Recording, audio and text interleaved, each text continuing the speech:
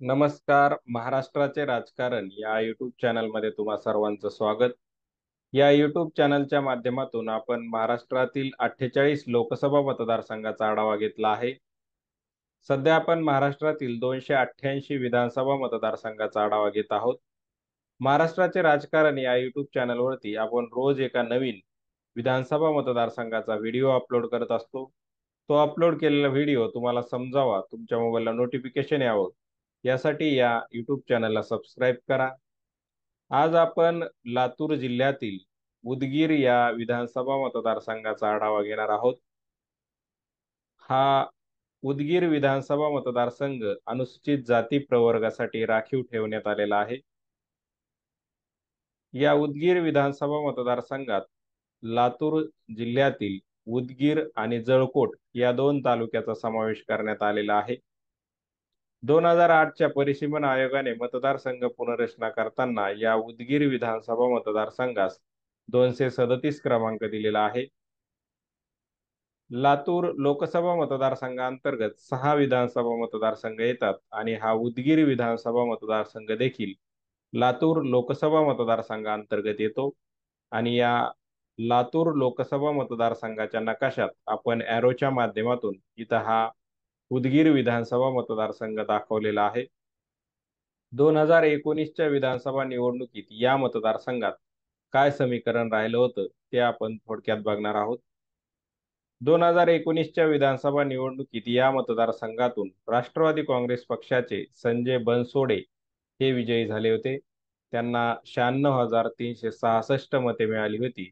तर त्यांच्या विरोधात असणारे भाजपचे अनिल कांबळे यांना 75,787 मते मिळाली होती. अशा प्रकारे 20,579 मताच्या मताधिक्याने संजय बनसोडे यांचा या मतदारसंघातून विजय झाला होता. 2009च्या विधानसभा निवडणुकीत या मतदारसंघातून सुधाकर भालेराव भाजपचे उमेदवार विजयी झाले होते आणि 2014ला देखील दुसऱ्यांदा सुधाकर भालेराव हे या मतदारसंघातून भाजपकडून विजयी झाले होते आणि 2019च्या विधानसभा निवडणुकीत संजय बनसोडे यांचा विजय झाला. या मतदारसंघात मुस्लिम, लिंगायत, दलित तसेच मराठा या समाजाचा मोठा प्रभाव असल्याचं दिसून येते.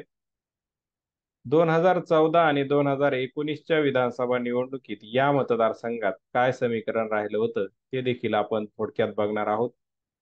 2014ची विधानसभा निवडणूक महाराष्ट्रात सर्वच पक्ष स्वतंत्र निवडणूक लढले आणि मोठ्या प्रमाणावरती मतविभाजन झाल्या कारणाने भाजपचे उमेदवार सुधाकर भालेराव यांचा विजय झाला. त्यांनी राष्ट्रवादी काँग्रेसचे संजय बनसोडे यांचा पराभव केला होता.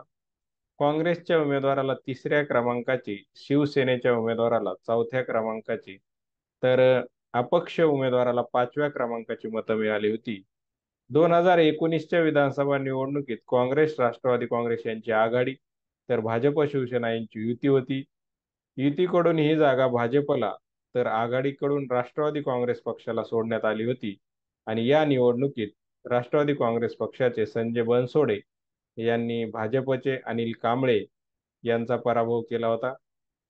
वंचित बहुजन आघाडीच्या उमेदवाराला 3ऱ्या क्रमांकाची, नोटा 4थ्या क्रमांकावर आणि बहुजन समाज पार्टीच्या उमेदवाराला 5व्या क्रमांकाची मतं मिळाली होती. आता येणाऱ्या 2024च्या ऑक्टोबरमध्ये होणाऱ्या विधानसभा निवडणुकीत या मतदारसंघात तसे आणि राष्ट्रवादी काँग्रेस पक्ष विभागला गेला असल्या कारणाने राष्ट्रवादी काँग्रेस पक्ष विरुद्ध राष्ट्रवादी काँग्रेस पक्ष शरदचंद्र पवार यांच्या पक्षामध्ये प्रमुख लढत होण्याची शक्यता आहे. कारण माजी आमदार सुधाकर भालेराव यांनी अलीकडेच राष्ट्रवादी काँग्रेस पक्ष शरदचंद्र पवार यांच्या पक्षात प्रवेश केला असल्या कारणाने ही प्रमुख लढत राष्ट्रवादी काँग्रेस पक्ष अजित पवारांचा आणि राष्ट्रवादी काँग्रेस पक्ष शरदचंद्र पवार या दोन पक्षाच्या उमेदवारामध्येच प्रमुख लढत होण्याची शक्यता असल्याचं दिसून येते. तर थांबूया आज आपण येथे. धन्यवाद.